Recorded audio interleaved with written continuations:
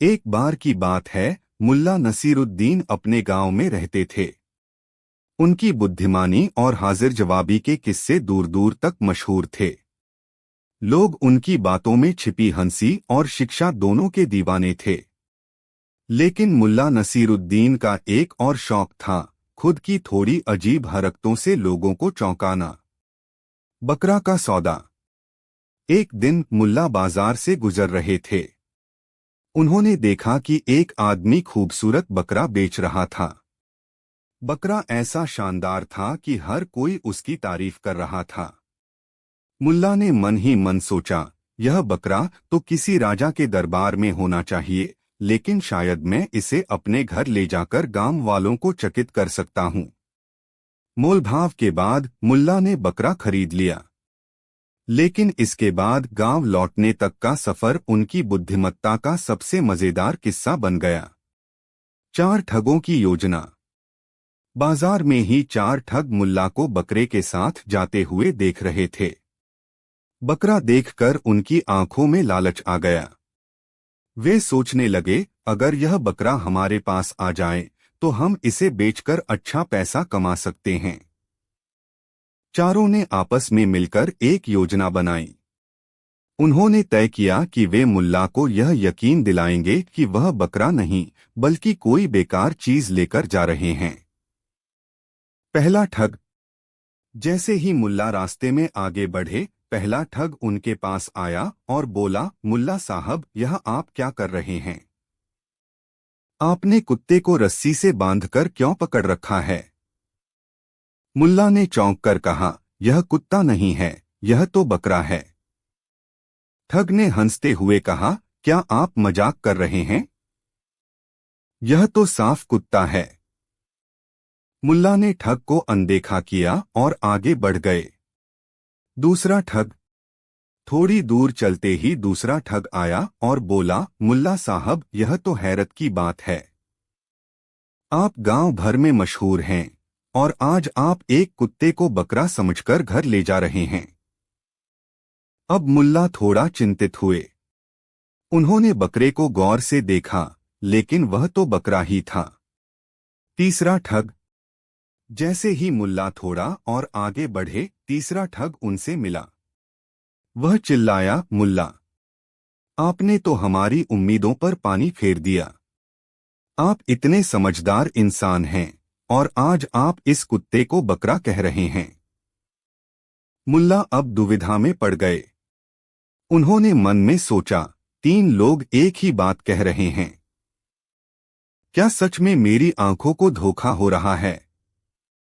चौथा ठग। जब चौथा ठग उनके पास आया और उसने भी वही बात दोहराई, तो मुल्ला को पूरा यकीन हो गया कि शायद वह सच में कुत्ता ही ले जा रहे हैं। उन्होंने झुंझलाकर कहा, अगर यह कुत्ता है तो मुझे इसकी कोई जरूरत नहीं। लो, इसे तुम ही रख लो। ठगों ने तुरंत बकरे को रस्सी से खोला और वहां से भाग गए। गांव पहुंचने पर मुल्ला ने पूरे किस्से को अपनी पत्नी को सुनाया। पत्नी जोर से हंसी और बोली, आप जैसे समझदार आदमी भी 4 लोगों की बातों में आ गए। आपको अपनी आंखों पर भरोसा करना चाहिए था।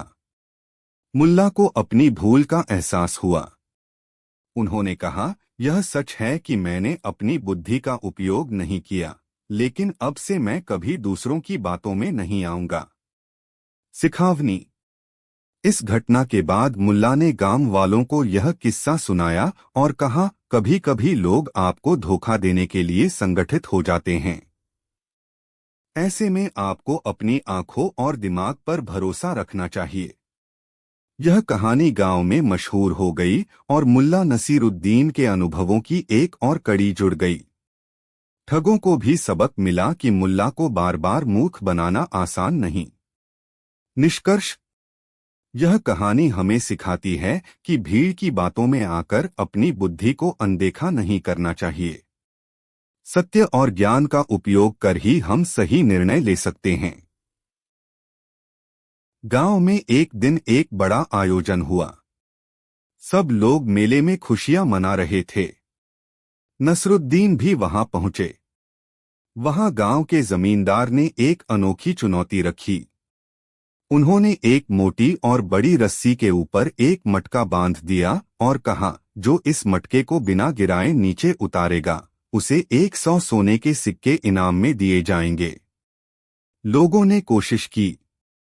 किसी ने पत्थर मारा तो किसी ने रस्सी को हिलाकर मटका गिराने की कोशिश की, लेकिन मटका न गिरा। जब सभी हार मान चुके थे तो नसरुद्दीन आगे आए। उन्होंने ध्यान से मटके को देखा और बोले, यह इतना मुश्किल नहीं है, लेकिन इसका हल थोड़ा सोच समझकर निकालना होगा। समस्या का हल। नसरुद्दीन ने एक लंबी लकड़ी ली और उस पर एक छोटी कटोरी बांध दी।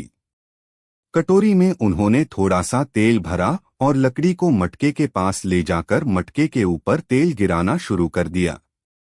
धीरे धीरे रस्सी चिकनी हो गई। जब रस्सी इतनी चिकनी हो गई कि मटका अपने आप नीचे फिसल गया तो सभी लोग हैरान रह गए। जमींदार ने उनकी चतुराई को सराहा और उन्हें 100 सोने के सिक्के इनाम में दिए। दूसरी कहानी, नसरुद्दीन का ऊंट। एक बार मुल्ला नसरुद्दीन अपने ऊंट के साथ बाजार जा रहे थे। ऊंट पर सामान लदा था और नसरुद्दीन आराम से चल रहे थे। अचानक रास्ते में एक चोर ने उनका ऊंट चुराने की कोशिश की। चोर ने ऊंट की रस्सी पकड़ी और कहा, यह ऊंट मेरा है, तुम झूठ बोल रहे हो। नसरुद्दीन ने मुस्कुराते हुए कहा, अगर यह तुम्हारा ऊंट है तो तुम इसे नाम से बुलाओ। अगर यह तुम्हारे पास आ गया तो मैं मान लूंगा कि यह तुम्हारा है। चोर ने ऊंट का नाम लेकर पुकारा, लेकिन ऊंट चुपचाप खड़ा रहा। नसरुद्दीन ने ऊंट का नाम लिया और ऊंट तुरंत उनके पास आ गया। नसरुद्दीन बोले, उस सच को कभी छिपाया नहीं जा सकता। यह ऊंट मेरे साथ ही रहेगा। चोर शर्मिंदा होकर भाग गया। तीसरी कहानी, सत्य की खोज। एक बार गांव में एक आदमी ने नसरुद्दीन से पूछा, मुल्ला, जीवन में सबसे कठिन काम क्या है? नसरुद्दीन ने मुस्कुराकर जवाब दिया, सत्य को जानना। उस आदमी ने कहा, सत्य को जानना इतना कठिन क्यों है? नसरुद्दीन ने उसे बाजार जाने को कहा और एक विशेष दुकान से एक वस्तु खरीदने को कहा। वह आदमी गया और दुकान पर पहुंचा। वहां उसे कई सामान मिले, लेकिन नसरुद्दीन ने जो वस्तु बताई थी वह नहीं मिली। वह आदमी खाली हाथ लौट आया और बोला, मुल्ला, मैं वह वस्तु नहीं ला सका। नसरुद्दीन हंसकर बोले, जैसे तुम्हें बाजार में सही वस्तु नहीं मिली, वैसे ही जीवन में सत्य को पाना आसान नहीं है। सत्य को खोजना है, न कि बस किसी भी चीज को सत्य मान लेना। चौथी कहानी, पैसे और ईमानदारी का सबक। एक दिन मुल्ला नसरुद्दीन के पास एक व्यक्ति आया और कहा, मुल्ला, मैं बहुत अमीर बनना चाहता हूँ, मुझे कोई उपाय बताइए। नसरुद्दीन ने कहा, सबसे पहले ईमानदार बनो। अगर तुम ईमानदारी से कमाओगे तो तुम्हारे पास धन भी होगा और सुकून भी। वह व्यक्ति असमंजस में था। उसने पूछा, लेकिन मैं जल्दी अमीर बनना चाहता हूँ। नसरुद्दीन ने हंसकर कहा, जल्दी अमीर बनने वाले अक्सर अपने ईमान को बेच देते हैं। लेकिन याद रखना, ईमानदारी से कमाया धन कभी धोखा नहीं देता। नसरुद्दीन की बुद्धिमत्ता का असर। गांव के लोग नसरुद्दीन से बहुत कुछ सीखते थे। उनकी कहानियां केवल मनोरंजन के लिए नहीं थीं, बल्कि जीवन के गहरे सबक सिखाती थीं। उनकी हर बात में हास्य छिपा होता था, लेकिन उसमें छिपी सीख हमेशा दिल को छू जाती थी। कहानी का अंत।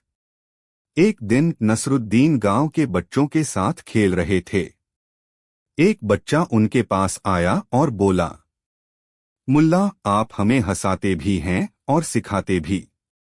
ऐसा कैसे करते हैं? नसरुद्दीन मुस्कुराए और बोले, हंसी और सीख जीवन के दो पहिए हैं। जब तक दोनों साथ हैं, जीवन सुखद रहता है। बच्चे तालियां बजाने लगे और नसरुद्दीन ने अपनी बात समाप्त की।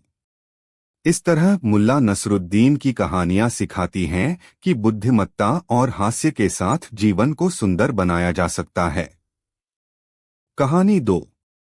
एक दिन मुल्ला नसीरुद्दीन अपने गांव में अपने घोड़े के साथ घूम रहा था। वह एक साधारण आदमी था, लेकिन उसकी चतुराई और समझदारी के कारण लोग उसे हमेशा सम्मान की नजर से देखते थे। एक दिन नसीरुद्दीन ने घोड़ा बांधकर एक दुकान के पास खड़ा किया और वहां कुछ खरीदने चला गया। जब वह दुकान से बाहर आया तो देखा कि घोड़ा गायब था। गुस्से और चिंता के मिश्रित भावों के साथ उसने इधर-उधर देखा और फिर आसपास के लोगों से पूछा, क्या किसी ने मेरे घोड़े को देखा है? गांव वालों की प्रतिक्रियाएं। गांव में कई लोग मौजूद थे, जिनमें से कुछ लोग नसीरुद्दीन से अच्छे से पेश आए, जबकि कुछ लोग उसे ताना मारते हुए कहते थे, तुम्हें अपनी चीजों का ध्यान रखना चाहिए। नसीरुद्दीन ने सभी की बातें सुनी और फिर अपने पुराने दोस्त शेख अहमद को खोजने निकला, जो गांव के सबसे बुद्धिमान व्यक्ति माने जाते थे। शेख अहमद हमेशा नसीरुद्दीन को समझाते रहते थे कि कभी-कभी एक साधारण समाधान बड़े से बड़े समस्या का हल हो सकता है। शेख अहमद का सलाह। नसीरुद्दीन ने शेख अहमद से पूछा, आपके हिसाब से मुझे क्या करना चाहिए? मेरा घोड़ा कहाँ गया? शेख अहमद मुस्कराए और बोले, नसीरुद्दीन, तुम्हारी समस्या का हल बहुत सरल है। तुम जाकर यह काम करो, तुम यह सोचो कि घोड़ा क्यों गायब हुआ।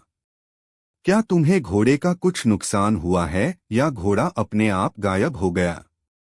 नसीरुद्दीन ने जवाब दिया, घोड़ा तो सही था, वह मेरा सच्चा साथी था। अब वह अचानक गायब हो गया है। मुझे समझ नहीं आ रहा कि क्या हो सकता है। शेख अहमद ने फिर हंसते हुए कहा, तुम्हारे सवाल का जवाब यह है कि तुम खुद ही घोड़े को ढूंढो, लेकिन दूसरों से नहीं पूछो। अपने दिमाग का इस्तेमाल करो और जो कुछ भी तुम्हें याद आए वही हल हो सकता है। नसीरुद्दीन का समाधान। नसीरुद्दीन ने शेख अहमद की बातों पर ध्यान दिया और घोड़े की खोज में जुट गया। वह फिर से उस जगह पर गया जहां उसने पहले अपना घोड़ा खड़ा किया था। अचानक उसकी नजर एक छोटे से पेड़ पर पड़ी और उसने देखा कि वहां एक आदमी खड़ा था, जो नसीरुद्दीन के घोड़े के पास था। नसीरुद्दीन ने तुरंत उस आदमी से पूछा, तुम्हारे पास मेरा घोड़ा क्यों है? आदमी ने जवाब दिया, मुल्ला, यह घोड़ा तो मैंने तुझसे लिया था। मैंने तुम्हारी बातों को सुना था कि तुम इसे जल्दी से कहीं और ले जाना चाहते थे, तो मैंने इसे अपने पास रख लिया। नसीरुद्दीन का चतुर जवाब। नसीरुद्दीन ने हंसते हुए कहा, तुमने घोड़ा क्यों लिया? तुम्हें क्या जरूरत थी? आदमी ने जवाब दिया, तुमसे मैंने सुना था कि घोड़ा बहुत तेज है और तुम्हें जल्दी काम है, तो मैंने सोचा इसे अपने पास रख लूंगा और तुम्हारी मदद करूंगा। नसीरुद्दीन मुस्कराए और फिर बोला, अच्छा, तुम इसे जल्दी लेकर आओ, लेकिन अब घोड़ा मेरे पास है। कहानी का अंत। नसीरुद्दीन ने घोड़ा वापस ले लिया, लेकिन इस बार उसे यकीन था कि कभी-कभी हमें दूसरों से पूछने के बजाय खुद अपनी बुद्धि का इस्तेमाल करना चाहिए। उसने महसूस किया कि शेख अहमद का सुझाव ही सबसे सही था और वह अपनी चतुराई से किसी भी समस्या को हल कर सकता था। यह कहानी नसीरुद्दीन की बुद्धिमानी और चतुराई का प्रतीक है, जो एक साधारण समस्या को हास्य और सीख से भरे तरीके से हल करता है। उसकी कहानियां लोगों को यह सिखाती हैं कि अगर हम खुद पर विश्वास करें और अपनी बुद्धि का उपयोग करें, तो हम किसी भी मुश्किल का सामना कर सकते हैं। कहानी 3। एक बार मुल्ला नसरुद्दीन अपने गांव की बाजार में बैठे थे। एक व्यक्ति उनके पास आया और पूछा, मुल्ला, सच और झूठ में कैसे फर्क किया जाए? मुल्ला मुस्कुराए और बोले, सच को ढूंढने की कोशिश मत करो। सच तुम्हें खुद ढूंढ लेगा। व्यक्ति हैरान होकर पूछता है, वो कैसे? मुल्ला उठे और बोले, आओ तुम्हें दिखाता हूं। वह उसे गांव के एक कुएं तक ले गए। मुल्ला बोले, झूठ एक ऐसे गड्ढे की तरह है जो तुम्हें अंदर खींच लेगा। सच एक रास्ते की तरह है जो तुम्हें आगे ले जाएगा। अब तय करो, क्या तुम इसमें कूदोगे? व्यक्ति झिझक कर बोला, नहीं, मैं इसमें नहीं कूद सकता। मुल्ला ने जवाब दिया, यही तुम्हारा सच है। हर बार जब तुम डरोगे तब समझो कि झूठ जीत रहा है। जब तुम हिम्मत से आगे बढ़ोगे तभी सच तुम्हारे साथ होगा। दूसरा किस्सा, बुद्धिमान गधा। एक दिन मुल्ला नसरुद्दीन का गधा गायब हो गया। वह उसे ढूंढते ढूंढते जंगल पहुंच गए। अचानक उन्होंने देखा कि गधा एक पेड़ के नीचे बैठा है और कुछ खा रहा है। मुल्ला हंसते हुए बोले, तुमने तो मेरी मेहनत बचा ली। गधा जैसे ही उनकी ओर देखने लगा, मुल्ला ने कहा, लेकिन अगर तुम बुद्धिमान हो तो बताओ, तुम्हें यहां तक कैसे आना पड़ा? गधा चुपचाप खड़ा रहा। मुल्ला ने सिर हिलाते हुए कहा, तुम्हारे जवाब में ही समझदारी है। कभी कभी मौन सबसे बड़ी बुद्धिमानी होती है। तीसरा किस्सा, मुल्ला और न्याय। गांव में दो आदमी झगड़ते हुए मुल्ला के पास पहुंचे। पहला बोला, मुल्ला, इसने मेरी जमीन पर कब्जा कर लिया है। दूसरा चिल्लाया, यह झूठ बोल रहा है। यह जमीन मेरी है। मुल्ला ने शांत स्वर में पूछा, तुम दोनों के पास इसका कोई सबूत है? दोनों ने इनकार किया। मुल्ला ने जमीन पर बैठते हुए कहा, इसका फैसला जमीन करेगी। उन्होंने जमीन से पूछा, तुम किसकी हो? जमीन से कोई जवाब नहीं आया। मुल्ला बोले, देखो, जमीन किसी की नहीं है। तुम दोनों इस पर अपनी दावेदारी छोड़ दो। जमीन खुद की है। दोनों आदमी शर्मिंदा होकर बोले, हम समझ गए। चौथा किस्सा, अंधेरे का जवाब। एक रात मुल्ला अपने घर में एक मोमबत्ती जलाकर बैठे थे। एक मित्र ने आकर पूछा, मुल्ला, तुम इस मोमबत्ती को क्यों जला रहे हो? यह रात को भी अंधेरा रखेगी। मुल्ला मुस्कुराए और बोले, अंधेरा अपने आप में कोई शक्ति नहीं है। यह केवल प्रकाश की अनुपस्थिति है। मित्र ने कहा, लेकिन यह अंधेरा हटाने का तरीका नहीं है। मुल्ला ने उत्तर दिया, तुम्हारा तर्क सही है, लेकिन हर बार हमें यह समझना चाहिए कि अंधेरे को कोसने से अच्छा है रोशनी जलाना। पांचवा किस्सा, अजीब सवाल। एक बार मुल्ला नसरुद्दीन से किसी ने पूछा, अगर कोई मूर्ख व्यक्ति तुमसे पूछे कि अंडा पहले आया या मुर्गी? मुल्ला हंसते हुए बोले, मैं जवाब दूंगा, लेकिन उससे पहले मुझे यह बताओ कि तुम्हें यह सवाल क्यों परेशान कर रहा है। सवाल पूछने वाला बोला, यह सवाल हमेशा दिमाग में घूमता रहता है। मुल्ला ने कहा, तो इसे अपने दिमाग से बाहर निकाल दो। जब तुम्हें भोजन चाहिए तब यह सवाल नहीं उठता। निष्कर्ष, मुल्ला नसरुद्दीन की कहानियां हमें यह सिखाती हैं कि जीवन को गंभीरता से लेना जरूरी है, लेकिन साथ ही उसमें हास्य और सरलता का समावेश करना भी उतना ही महत्वपूर्ण है। उनकी सूझबूझ और व्यंग्यात्मक अंदाज हमेशा जीवन के गहरे अर्थों को उजागर करता है। कहानी 3।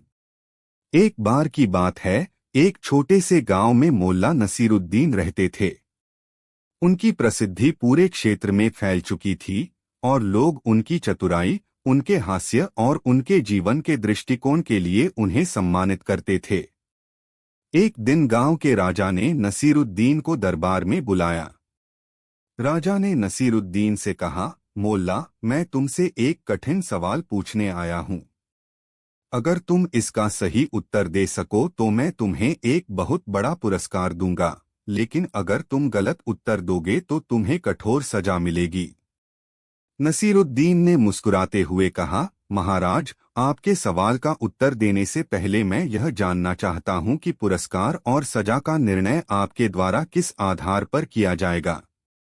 राजा ने गर्व से कहा, यह सब मेरे न्याय का परिणाम होगा, मोल्ला। नसीरुद्दीन ने सिर झुकाकर कहा, बहुत अच्छा। अब आप सवाल पूछिए। राजा ने पूछा, यदि एक आदमी के पास 100 सोने की मुद्राएं हैं और वह उन्हें खो देता है तो उसे क्या करना चाहिए? नसीरुद्दीन ने कुछ देर सोचा और फिर उत्तर दिया, महाराज, सबसे पहले तो उसे अपने घर में बैठकर शोक नहीं करना चाहिए। उसके बाद उसे यह सुनिश्चित करना चाहिए कि किसी और को भी यह नुकसान न हो। फिर वह अपने कर्तव्यों को ठीक से निभाए और यह विश्वास बनाए कि उसने अपनी मेहनत से यह सोना कमाया था, न कि किसी और के नुकसान से। और अंत में उसे अपने मन को शांत करना चाहिए और ईश्वर से प्रार्थना करनी चाहिए कि उसकी मेहनत फिर से रंग लाए। राजा चौंकते हुए बोले, तुम्हारा उत्तर बिल्कुल सही है, मोल्ला, लेकिन मैं तुमसे सवाल कुछ और पूछ रहा था। नसीरुद्दीन हंसी में कहने लगे, महाराज, अगर मैं अपना मन शांति से रखें और अपने कर्तव्यों को सही से निभाऊं तो किसी ने भी मुझसे इस सवाल का उत्तर नहीं पूछा होगा। इसलिए सबसे पहले हमें अपने दिल को सही दिशा में लगाना चाहिए ताकि हम हर समस्या का हल सूझबूझ से पा सकें। राजा थोड़ी देर के लिए चुप रहे, फिर मुस्कुराते हुए कहा, मोल्ला, तुमने न सिर्फ सही उत्तर दिया बल्कि मुझे जीवन का सबसे बड़ा पाठ भी सिखाया। नसीरुद्दीन हंसते हुए बोले, महाराज, मेरी जिंदगी का यही सिद्धांत है, हर सवाल का सही उत्तर सही तरीके से सोचने से ही मिलता है। अगर हम अपनी सोच को सही दिशा में लगाते हैं तो जीवन की किसी भी समस्या का हल आसान हो जाता है। राजा ने उन्हें अपना पुरस्कार देते हुए कहा, मोल्ला, तुमने सच में मुझे अपने ज्ञान से रोशन किया। आज से मैं हमेशा सोच समझकर ही निर्णय लूंगा। नसीरुद्दीन ने उत्तर दिया, और जब आप निर्णय लें तो हमेशा यह याद रखें कि न्याय का मतलब केवल सजा देना नहीं, बल्कि सही रास्ते पर चलने की प्रेरणा देना है। राजा मुस्कुराए और नसीरुद्दीन के प्रति अपने सम्मान को और बढ़ाते हुए उन्हें विदा दी। यह कहानी नसीरुद्दीन के जीवन के एक छोटे से पहलू को दिखाती है, जहां उनकी बुद्धिमानी और हास्यपूर्ण अंदाज से एक गंभीर स्थिति का हल निकाला जाता है। इसके माध्यम से हमें यह समझने को मिलता है कि जीवन के किसी भी कठिन सवाल का हल शांति, विवेक और समझ से ही निकल सकता है। कहानी 4। एक समय की बात है, मुल्ला नसीरुद्दीन अपने गधे के साथ बाजार की ओर जा रहे थे। रास्ते में उन्होंने देखा कि एक समूह गांव के चौपाल पर इकट्ठा था। सभी लोग चिंतित थे क्योंकि राजा ने एक नई चुनौती दी थी। चुनौती यह थी कि गांव का कोई भी व्यक्ति अगर राजा के पूछे गए 3 सवालों के सही उत्तर दे देगा तो उसे सोने के सिक्कों से भरा थैला मिलेगा। लेकिन यदि वह गलत उत्तर देगा तो उसे 3 दिन तक जेल में रहना पड़ेगा। गांव के लोगों में कोई इतना साहसी नहीं था कि राजा की चुनौती स्वीकार कर सके। जब मुल्ला वहां पहुंचे तो सभी ने उनसे अनुरोध किया, मुल्ला, आप ही हमारी मदद कर सकते हैं। राजा के सवालों का सामना करने की हिम्मत केवल आप में है। मुल्ला ने मुस्कुराते हुए कहा, ठीक है, मुझे राजा के सामने पेश किया जाए। लेकिन पहले मैं अपने गधे को अच्छे से तैयार करना चाहता हूं। राजा के दरबार में। अगले दिन मुल्ला नसीरुद्दीन राजा के दरबार में पहुंचे। दरबारियों के बीच एक सन्नाटा छा गया, क्योंकि मुल्ला का शांत और आत्मविश्वास से भरा व्यक्तित्व किसी भी चुनौती को पार कर लेने का संकेत दे रहा था। राजा ने कहा, मुल्ला नसीरुद्दीन, 3 सवाल हैं। यदि तुम उत्तर दे सके तो यह सोने का थैला तुम्हारा होगा। यदि नहीं तो जेल तुम्हारा इंतजार कर रही है। मुल्ला ने सिर झुकाकर सहमति दी। पहला सवाल। राजा ने पूछा, दुनिया का केंद्र कहाँ है? मुल्ला ने अपने गधे की ओर इशारा करते हुए कहा, जहां मेरा गधा खड़ा है वहीं दुनिया का केंद्र है। यदि आपको विश्वास न हो तो नाप लें। राजा और दरबारियों ने हंसते हुए कहा, ठीक है, यह उत्तर सही मान लिया जाएगा। दूसरा सवाल। राजा ने पूछा, आकाश में कितने तारे हैं? मुल्ला ने अपनी टोपी उतारते हुए कहा, मेरी टोपी में जितने तिनके हैं उतने ही तारे आकाश में हैं। यदि आपको संदेह हो तो गिन लें। राजा ने मुस्कुराते हुए यह उत्तर भी स्वीकार कर लिया। तीसरा सवाल। राजा ने पूछा, इस दुनिया में सबसे बड़ा सत्य क्या है? मुल्ला ने कहा, सबसे बड़ा सत्य यह है कि आप राजा हैं और मैं एक साधारण इंसान। लेकिन हर इंसान की चतुराई का मोल उसकी स्थिति से नहीं बल्कि उसकी सोच से तय होता है। राजा ने इस उत्तर को सुनकर तालियां बजाईं और मुल्ला को विजेता घोषित किया। हास्य के नए रंग। राजा के दरबार से लौटने के बाद मुल्ला नसीरुद्दीन की प्रसिद्धि और बढ़ गई। उनकी चतुराई के किस्से गांव-गांव फैल गए। लेकिन मुल्ला केवल चतुर नहीं थे, वे अपने साधारण जीवन में भी हास्य का पुट डालकर जीवन को आनंदमय बनाना जानते थे। चतुराई भरी ईमानदारी। एक दिन मुल्ला के पास एक व्यक्ति आया और बोला, मुल्ला, मैंने अपना सोने का सिक्का खो दिया है। क्या आप मेरी मदद करेंगे? मुल्ला ने कहा, तुमने आखिरी बार सिक्का कहाँ रखा था? व्यक्ति बोला, मुझे याद नहीं। शायद कहीं यहीं गिर गया हो। मुल्ला ने तुरंत कहा, तो फिर यह सिक्का तुम्हारा नहीं हो सकता, क्योंकि अगर यह तुम्हारा होता तो तुम्हें यह याद रहता कि इसे कहाँ रखा था। वह व्यक्ति चुपचाप चला गया। ज्ञान और हास्य का मेल। मुल्ला नसीरुद्दीन की कहानियां केवल हास्य नहीं बल्कि गहरे जीवन पाठ भी सिखाती हैं। उनकी बुद्धिमानी यह सिखाती है कि जीवन की हर समस्या को हल्के और सकारात्मक दृष्टिकोण से देखा जा सकता है। निष्कर्ष। मुल्ला नसीरुद्दीन के किस्से अनगिनत हैं और हर कहानी में एक नया सबक छुपा है।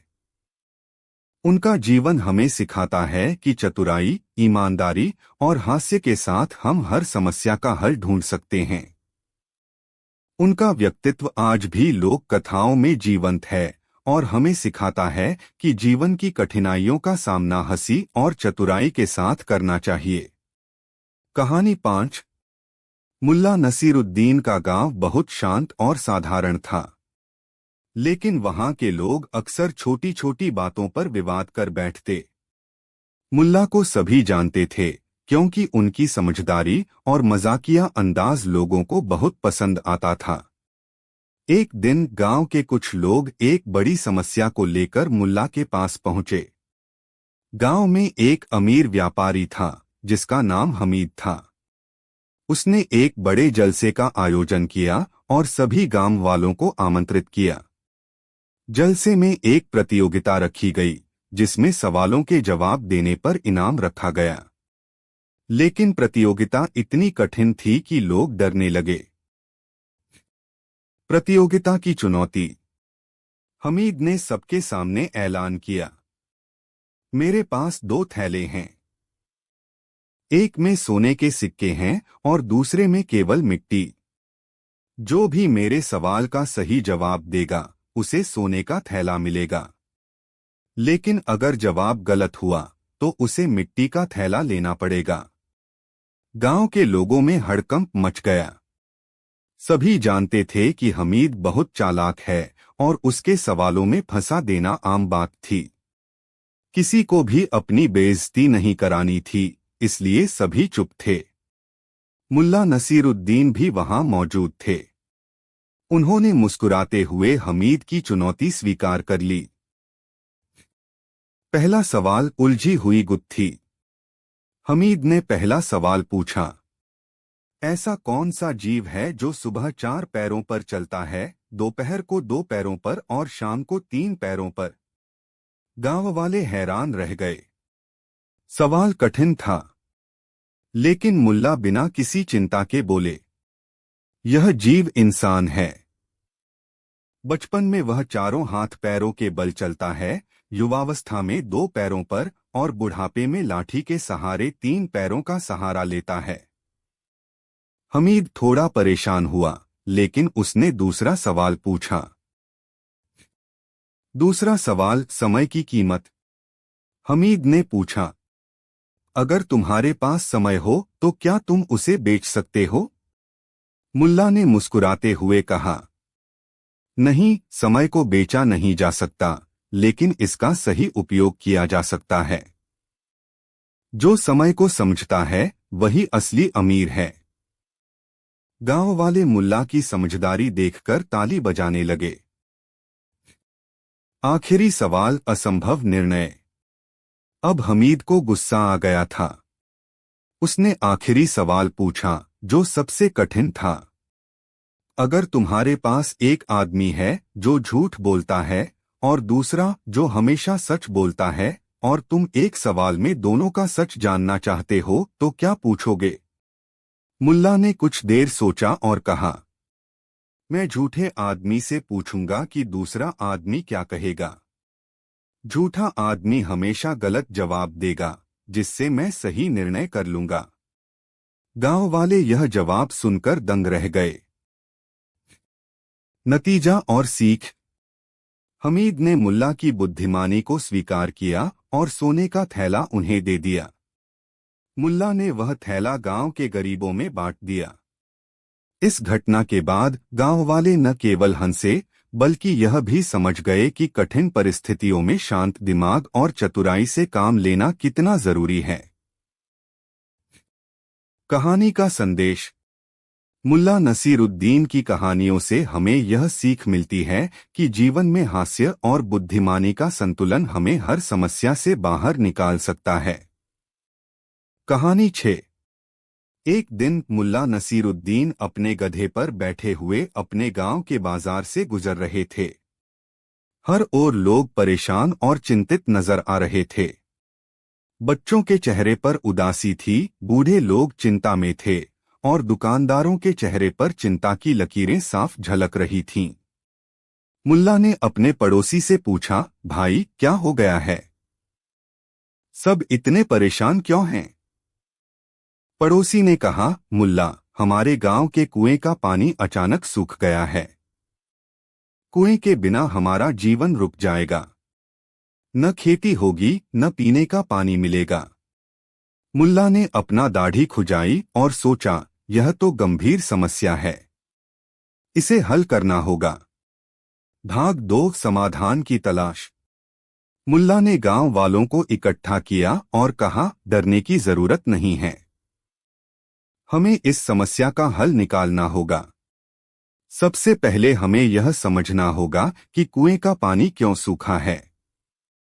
गांव वालों ने सुझाव दिया कि वे किसी ज्योतिषी या तांत्रिक को बुलाकर इसका कारण पूछें। लेकिन मुल्ला ने कहा, समस्या का हल तर्क और मेहनत से होगा, न कि टोने टोटके से। मुल्ला ने गांव के कुछ युवाओं को लेकर आसपास के इलाकों में जमीन की स्थिति का निरीक्षण किया। उन्होंने देखा कि गांव के पास की नदी अब सूखने की कगार पर थी। मुल्ला ने समझ लिया कि पानी के स्रोत खत्म हो रहे हैं और इस पर काम करना होगा। भाग 3, मजाक और बुद्धिमानी। गांव वालों ने जब यह सुना तो वे बोले, मुल्ला, क्या तुम कोई चमत्कार कर सकते हो? तुम तो बड़े समझदार माने जाते हो। मुल्ला मुस्कुराए और बोले, चमत्कार की जरूरत नहीं है। हमें मेहनत करनी होगी। लेकिन पहले यह बताओ, क्या तुम सभी मिलकर काम करने को तैयार हो? लोग थोड़ा घबराए, लेकिन मुल्ला ने एक मजाकिया अंदाज में कहा, अगर तुम सभी कुएं के पास बैठकर रोते रहोगे तो शायद आसमान से पानी गिरने लगे। लेकिन अगर तुम काम करोगे तो तुम्हारी मेहनत से कुएं में फिर से पानी आ सकता है। गांव वाले हंसने लगे और बोले, मुल्ला, हम तुम्हारे साथ हैं। बताओ हमें क्या करना होगा। भाग 4 योजना और मेहनत। मुल्ला ने एक योजना बनाई। उन्होंने तय किया कि गांव के पास के पहाड़ी इलाके में जो झरने सूख गए हैं उनके रास्ते को साफ करना होगा। उन्होंने गांव वालों को समझाया, अगर हम इन झरनों का पानी सही दिशा में मोड़ दें तो यह हमारे कुएं तक पहुंच सकता है। गांव वालों ने दिन रात मेहनत करनी शुरू की। झरनों का रास्ता साफ किया गया और नहरें बनाई गईं। मुल्ला ने खुद हर काम में हिस्सा लिया। उनका कहना था, अगर नेता खुद मेहनत करता है तो उसके लोग भी प्रेरित होते हैं। भाग 5 सफलता और सबक। कई हफ्तों की मेहनत के बाद झरनों का पानी कुएं तक पहुंचने लगा। गांव वालों की खुशी का ठिकाना नहीं था। उन्होंने मुल्ला की खूब तारीफ की और कहा, मुल्ला, तुम्हारी समझदारी और मेहनत ने हमारी समस्या हल कर दी। मुल्ला मुस्कुराए और बोले, समस्या चाहे कितनी भी बड़ी क्यों न हो, अगर हम मिलजुल कर काम करें तो उसे हल किया जा सकता है। याद रखो, मेहनत और एकता में बड़ी ताकत होती है। गांव वालों ने इस घटना से यह सीखा कि हर समस्या का हल मेहनत, तर्क और एकता में है। भाग 6 नए सवाल। लेकिन कहानी यहीं खत्म नहीं हुई। एक दिन गांव के एक युवक ने मुल्ला से पूछा, मुल्ला, अगर हमारे पास झरने न होते तो क्या होता? मुल्ला ने हंसते हुए कहा, तब हम आसमान से बादलों को बुलाने की तरकीब निकालते। लेकिन याद रखो, हर समस्या का कोई न कोई हल जरूर होता है। बस जरूरत है सही सोच और मेहनत की। युवक ने सिर हिलाया और कहा, तुम सही कहते हो मुल्ला। निष्कर्ष। इस कहानी में मुल्ला नसीरुद्दीन ने अपनी सूझबूझ और हास्य व्यंग्य के साथ गांव की एक बड़ी समस्या को हल किया। उन्होंने यह संदेश दिया कि कोई भी समस्या असंभव नहीं होती, बशर्ते हम तर्क, मेहनत और एकता का सहारा लें। कहानी 7। बहुत समय पहले एक छोटे से गांव में मुल्ला नसीरुद्दीन रहते थे। उनका नाम पूरे इलाके में प्रसिद्ध था, क्योंकि उनकी हर बात में एक गहरी समझ और हास्य की झलक होती थी। नसीरुद्दीन एक साधारण व्यक्ति थे, लेकिन उनकी चतुराई और विवेक हमेशा उन्हें खास बनाती थी। लोग उन्हें तर्कशील और हंसी ठाकों से भरे हुए हलकों में देखना पसंद करते थे। पहला भाग, गांव का राज। गांव में एक बहुत ही प्रसिद्ध राजा था, जिसे अपने राजकीय निर्णयों पर बहुत घमंड था।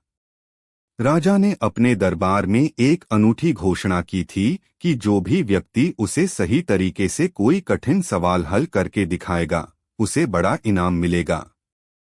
यह घोषणा सुनकर गांव के लोग उत्साहित हो गए और एक-एक करके दरबार में आने लगे, लेकिन हर कोई राजा के सवालों का सही उत्तर नहीं दे पाया। तभी नसीरुद्दीन ने सोचा, अगर मैं भी एक सवाल पूछूं तो देखता हूं कि राजा क्या जवाब देता है। उन्होंने दरबार में जाकर राजा से पूछा, हे राजन, यदि आप मेरी एक चुनौती का सही उत्तर दे सकें तो मुझे इनाम देंगे। राजा ने गर्व से कहा, बिल्कुल, मुझे हर सवाल का उत्तर पता है। दूसरा भाग, सवाल और जवाब। नसीरुद्दीन ने राजा से पूछा, राजन, क्या आप मुझे यह बता सकते हैं कि संसार में सबसे कीमती चीज क्या है? राजा ने इसे चुनौती मानते हुए उत्तर दिया, संसार की सबसे कीमती चीज सोने और जवाहरात हैं, क्योंकि वही सबसे ज्यादा मूल्यवान होते हैं। नसीरुद्दीन मुस्कुराए और बोले, राजन, सोने और जवाहरात तो केवल एक सामग्री हैं, जो समय के साथ नष्ट हो सकती हैं। लेकिन सबसे कीमती चीज क्या है? वह है समय, जो एक बार खो जाने के बाद कभी वापस नहीं आता। और अगर आप समय की कदर नहीं करेंगे तो सोने और जवाहरात का कोई मतलब नहीं है। राजा हक्का बक्का रह गया। नसीरुद्दीन की चतुराई देखकर वह सोचने लगा कि उसने कितनी बड़ी गलती की थी। राजा ने नसीरुद्दीन से कहा, आपने मुझे पूरी तरह से मात दे दी है और अब मैं आपको एक बड़ा इनाम देना चाहता हूँ। तीसरा भाग, नसीरुद्दीन का इनाम। नसीरुद्दीन ने हंसी में कहा, राजन, मुझे आपका इनाम नहीं चाहिए। मेरा इनाम तो यह है कि आप अपने समय की कदर करें और दूसरों को भी यह सिखाएं कि समय से अधिक कीमती कुछ नहीं है। राजा ने नसीरुद्दीन की बात मानी और उसने दरबार में समय के महत्व पर एक उद्घोषणा की। गांव वाले खुश हुए और नसीरुद्दीन को सम्मानित किया। यह कहानी एक सीख है कि चतुराई और विवेक से किसी भी समस्या का हल निकाला जा सकता है और समय की सही कदर करना जीवन का सबसे बड़ा उपहार है। चौथा भाग, नसीरुद्दीन और गांव वाले। एक दिन नसीरुद्दीन अपने गांव के सबसे गरीब व्यक्ति के पास गए, जिसे गांव वाले हमेशा तुच्छ मानते थे। नसीरुद्दीन ने उसे देखा और कहा, तुम्हारे पास क्या है जो तुम्हें खुश रखे? गरीब व्यक्ति ने जवाब दिया, मेरे पास केवल मेरा स्वास्थ्य है। मेरे पास कोई संपत्ति नहीं है, लेकिन मुझे खुशी है कि मैं स्वस्थ हूँ। नसीरुद्दीन मुस्कुराए और बोले, यह है असली संपत्ति। स्वास्थ्य ही सबसे बड़ी दौलत है। अगर तुम स्वस्थ हो तो तुम किसी भी मुश्किल का सामना कर सकते हो, लेकिन अगर तुम अस्वस्थ हो तो तुम्हारे पास सारी दुनिया की दौलत भी बेकार हो जाती है। इस घटना के बाद गांव वाले उस गरीब व्यक्ति की कदर करने लगे और नसीरुद्दीन के शब्दों ने पूरे गांव में एक नया दृष्टिकोण पैदा किया। उन्होंने यह समझा कि असली संपत्ति हमेशा किसी बाहरी चीज में नहीं, बल्कि खुद की स्थिति और मानसिकता में होती है। पांचवा भाग, नसीरुद्दीन का जीवन दर्शन। नसीरुद्दीन का जीवन हमेशा दूसरों को शिक्षाएं देने और उन्हें मुस्कान के साथ समस्याओं का हल सुझाने का रहा। वह हमेशा लोगों से कहते थे, जो लोग अपनी समस्याओं का हल हंसी में ढूंढ सकते हैं, वही असली विजेता होते हैं। उनका यह दर्शन इतना प्रभावी था कि धीरे धीरे पूरा गांव नसीरुद्दीन के विचारों का अनुकरण करने लगा। वे अपने जीवन में छोटी छोटी खुशियों को मनाने लगे और हर दिन को एक नए दृष्टिकोण से देखने लगे। निष्कर्ष, नसीरुद्दीन की कहानी हमें यह सिखाती है कि जीवन में किसी भी स्थिति में हंसी और विवेक की शक्ति को पहचानना चाहिए। मुश्किलों के बावजूद सही दृष्टिकोण और सही सोच से हम किसी भी समस्या का समाधान पा सकते हैं। नसीरुद्दीन का जीवन एक प्रेरणा है कि कैसे हंसी, चतुराई और सादगी के साथ जीवन को जीते हुए हम सब कुछ पा सकते हैं। कहानी 8। एक छोटे से गांव में मुल्ला नसीरुद्दीन रहते थे, जो अपनी समझदारी और हंसी ठाकों के लिए प्रसिद्ध थे। एक दिन गांव में एक विवाद उठ खड़ा हुआ। दो लोग, एक किसान और दूसरा व्यापारी, अदालत में आए। किसान का आरोप था कि व्यापारी ने उसे धोखा दिया और उसके साथ जालसाजी की। व्यापारी ने इस आरोप को सिरे से नकारते हुए कहा, यह सब गलत है, मैं तो बस अपने व्यापारिक सौदे कर रहा था। गांव में न्याय के मामले में नसीरुद्दीन ही निर्णय करते थे, इसलिए दोनों लोग नसीरुद्दीन के पास गए। नसीरुद्दीन ने दोनों को अपनी दरगाह में बुलाया और कहा, तुम दोनों का मामला जटिल लगता है, लेकिन मुझे यकीन है कि इसका हल निकाला जा सकता है। किसान ने कहा, मुल्ला जी, यह व्यापारी मुझे धोखा दे रहा है। उसने मेरी जमीन की कीमत कम बताई और अब मुझे ज्यादा देने की कोशिश कर रहा है। व्यापारी बोला, नहीं मुल्ला जी, यह किसान गलत कह रहा है। मैंने उसकी जमीन का मूल्य सही बताया था, लेकिन वह मेरी बात नहीं मानता। नसीरुद्दीन ने दोनों की बातें सुनने के बाद एक हल निकाला। उन्होंने दोनों से कहा, मैं एक सवाल पूछता हूं, तुम दोनों में से कौन मुझे 100 सोने के सिक्के दे सकता है? किसान ने तुरंत अपनी जेब से 100 सिक्के निकालकर नसीरुद्दीन को दिए, जबकि व्यापारी सोच में पड़ गया। उसने अपनी जेब से एक सिक्का भी नहीं निकाला। नसीरुद्दीन मुस्कराए और बोले, तुम दोनों का मामला अब सुलझ गया है। किसान ने मुझे 100 सिक्के दिए, इसका मतलब वह सही है। व्यापारी ने एक भी सिक्का नहीं दिया, इसका मतलब वह धोखेबाज है। किसान को समझ आ गया कि नसीरुद्दीन ने उसकी सही बात मानी, जबकि व्यापारी को इस हार से सीखने को मिला कि सच्चाई हमेशा उजागर हो जाती है। सीख। नसीरुद्दीन की यह कहानी हमें यह सिखाती है कि कभी-कभी न्याय का फैसला सीधे तौर पर नहीं होता, लेकिन समय और परिस्थितियां खुद सच्चाई को उजागर कर देती हैं। कहानी नसीरुद्दीन और कीमत। नसीरुद्दीन अपने छोटे से गांव में एक प्रसिद्ध व्यक्ति थे। उनके ज्ञान और समझदारी की चर्चा आसपास के शहरों में भी होती थी, लेकिन उनकी खासियत उनकी सहज हास्य बुद्धि थी। एक दिन उनके पास एक व्यापारी आया, जो शहर से बहुत दूर से आकर नसीरुद्दीन से एक महत्वपूर्ण सवाल पूछने आया था। व्यापारी ने कहा, मौलाना नसीरुद्दीन, मुझे एक ऐसी वस्तु चाहिए जो हर जगह उपयोगी हो और उसकी कीमत बहुत अधिक न हो। नसीरुद्दीन ने कुछ समय तक सोचा और फिर उत्तर दिया, तुम्हारे पास जो सबसे मूल्यवान चीज है वही ले आओ। व्यापारी कुछ समझ नहीं पाया और बोला, लेकिन मुझे कोई वस्तु चाहिए जो हर काम में आ सके। नसीरुद्दीन मुस्कराए और कहा, ठीक है, तुम मुझे एक लकड़ी का बर्तन लाओ जो इस संसार के हर काम में इस्तेमाल हो सके। व्यापारी ने सोचा, यह तो बहुत आसान है, और उसने अपने सामान से एक लकड़ी का बर्तन निकाला। वह बर्तन बहुत साधारण दिख रहा था, लेकिन नसीरुद्दीन की बात को समझने के बाद उसने उसे लेकर नसीरुद्दीन के पास लौटने का निर्णय लिया।